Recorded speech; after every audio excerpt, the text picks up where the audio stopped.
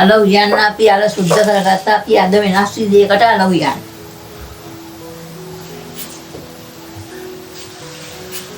මම අද කියලා දෙන විදිහට ඕගොල්ලොත් අල උයලා බලන්න වෙනස කොහොමද කියලා. අල මේ විදිහට හදලා කෑවොත් හැමදාම මේ විදිහට හදලා කන්න ඉතියි. අද මම මගේ මොන පුරාට මේ විදිහට අල වෑංජනේ හදාලා දෙනවා. මට මේ විදිහට අල වෑංජනේ හදන්න කියන්නේ මගේ අල උයන්න මිරිස් 3-5 ටික අපි බෙද ගන්නවා. මිරිස් 3-5 බෙද ගන්න හදන්නේ. මිරිස් මේසේ හන්දක් විතර තමයි දෙන්නේ. 3-5 හන්දයි.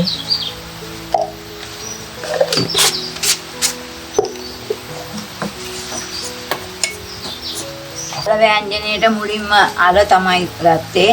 ඊළඟට රට ලුණු ගෙඩියක්, සුදු ලුණු ගෙඩි 5ක් විතර, ආවු මිරිස්, රම්ප කෑල්ලක්, කරපුංචා, ඉඟුරු සුදු ලුණු කුඳු පොත්තක්.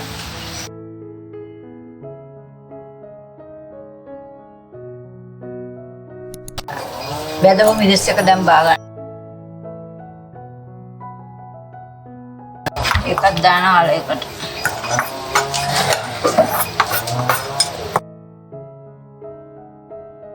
බෙදව මිරිස් කුඩුත් දැම්ම අලයකට. අපි දැන් ලිපේ තියන්න සූදානම් වෙන්නේ අලයක වතුරෙන් යොදන්න.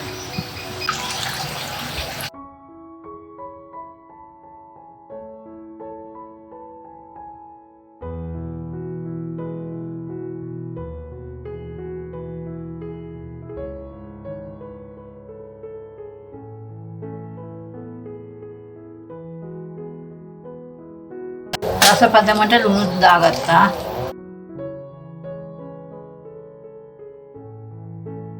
දැන් අපි ඉපේ තියා ගන්නවා අල වෑංජනේ.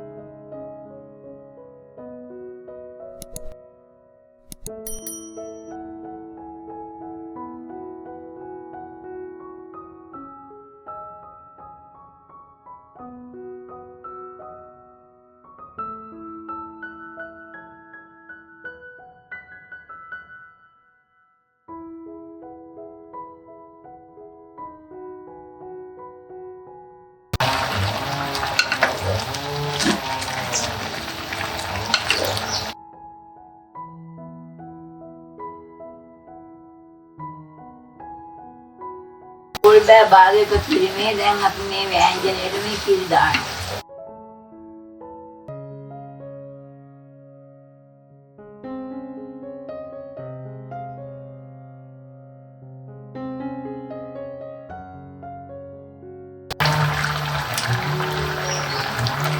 අපි දැන් කිරි දාලා විනාඩි 2ක් විතර වෙනවා මේ අල වෑංජනේට දැන් බා ගන්නවා.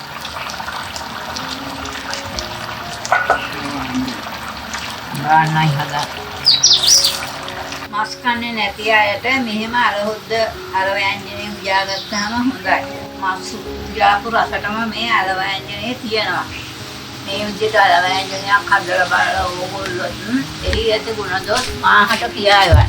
අගේ තවත් රසබර කෑම වේලකින් දූල පුතාලා පසු හමු වෙමු. දූල පුතාලට බුදු සරණයි දෙවි පිට.